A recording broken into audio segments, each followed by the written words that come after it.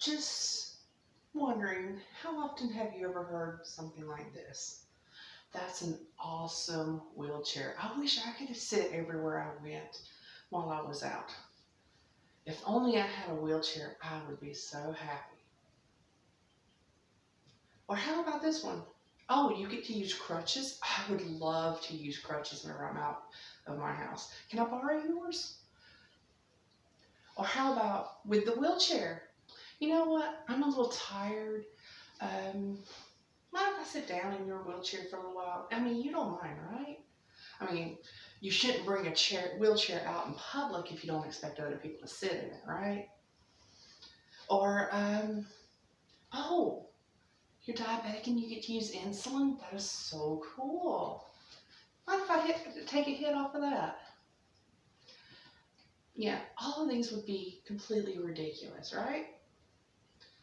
However, it seems to be very commonplace that whenever service dog handlers are out with their service dogs, we are always being told, I wish I could take my dog everywhere with me. You are so lucky. Or, you shouldn't take a dog out in public and not expect people to want to pet them. If you don't want them to be pet, don't bring them out. Yeah, I've actually been told that before. All right, here's the thing. Whenever a service dog handler hears something like that, you might as well be saying that you wish that you were disabled. That people who are disabled are lucky. We're disabled, we're lucky. We're so blessed to be able to use our medical equipment to survive, to live, and possibly even thrive, whereas otherwise we would not be able to. So, maybe think about that next time before maybe letting a comment slip out that you mean well, but at the same time, it's not going to be received well. Service dog handlers just want to go about our daily lives without having the umpteenth person stop us and ask us about our dog in the 5 minutes since we've walked into the store and all we want to do is go buy a gallon of milk. We don't want to hear the constant, oh, look, your dog is so cute. I know I'm not supposed to talk to them, but I just can't help it. Yeah, you can. You're a human being. You have higher functioning cognitive abilities. You can help it. But here's the thing. If you do not stop yourself from distracting my legally recognized, medically necessary equipment, you are literally putting my life and the lives of other service dog handlers on the line because you do not know what that dog's job is for. You may think that it's just a harmless, oh, I just want to give the dog some love. He needs some love. Trust me, our dogs have plenty of love. They're probably the best loved animals on this earth. But at the same time, when it's time to work, they work. So long as someone isn't entitled and selfish enough to try to distract them from their jobs that may end up putting their owners' lives at risk. It's that simple. So if you wouldn't go up to someone who has an oxygen tank and be like, you know what, I've just been so short of breath. You wouldn't mind if I just, disconnect your hose and I use it instead for a while, right? Or, you know what? I think that I need to use your crutches because I like to play hopscotch, but I have really bad balance. So I'm just going to borrow your crutches for a while. I'll bring them back later on. No.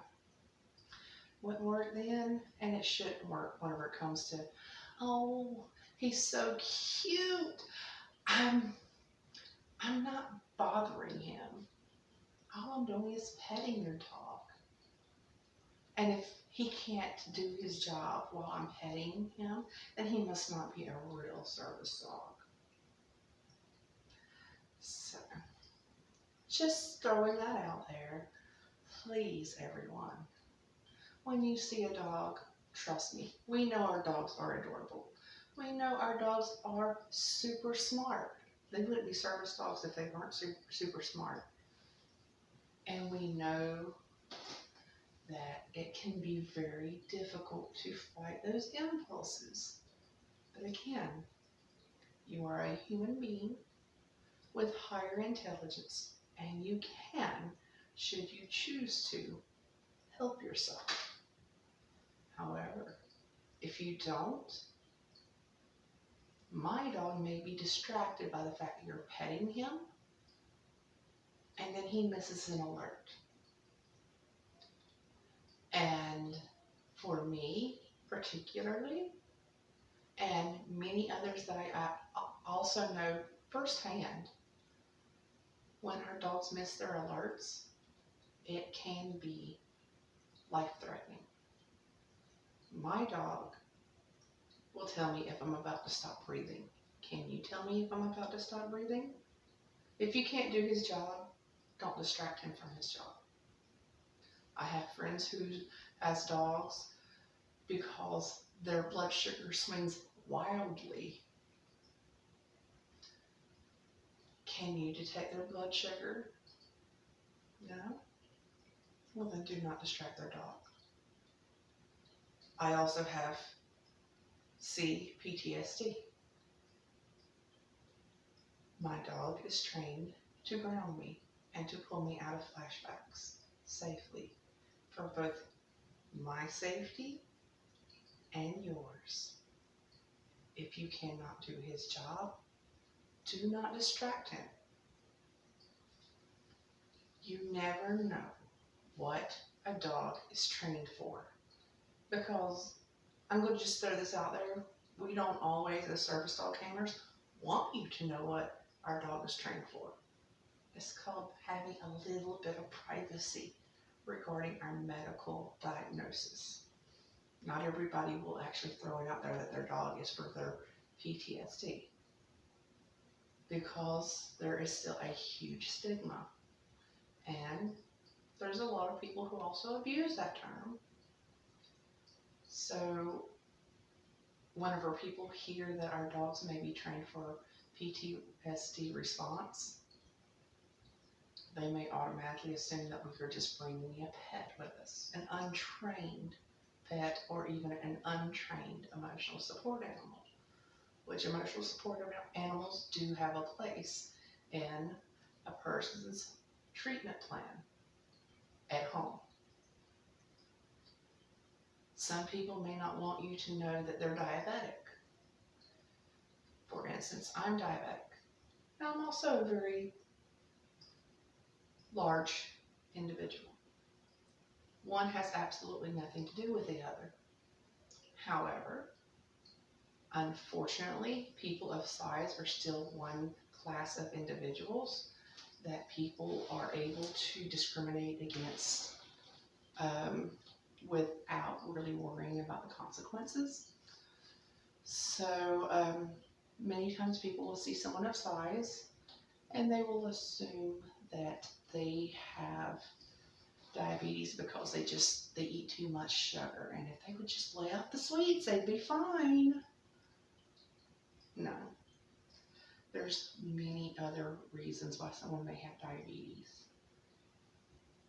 other than just eating a lot of sugar. There's all sorts of health reasons that are more complex than just diet. That is a portion for a large portion of the community who have diabetes. However, that's not what caused my diabetes. And I won't go into all of my medical diagnosis and how the doctors ended up coming across and determining what I have and why. But yeah, not everybody's going to tell you what their dogs are trained for. The dog that you come across may be a cardiac alert dog, which means that if you can't tell whether or not someone's heart rhythmia is off kilter a little bit, don't distract the dog. If you can't tell if someone's about to have an epileptic seizure and respond to it appropriately, don't distract the dog. If you can't tell whenever someone's about to have a dizzy spell from vertigo, don't distract the dog. So what have we learned? Don't distract the dogs. Again, I know that it's very difficult at times, but I know you can do it. And trust me, if I could leave my service dog at home, I would. Because if I could leave my service dog at home, it would mean that I was no longer disabled by my conditions any longer. Unfortunately, I will always be disabled by my conditions, which is why I have a service dog. So please, treat service dogs with the same kind of respect that you would any other medical treatment for any kind of condition, because you truly will not know why someone has that service dog. And let's face it, you don't need to know why they have that service dog in order to show a little bit of common courtesy and a little bit of respect to the service dog team.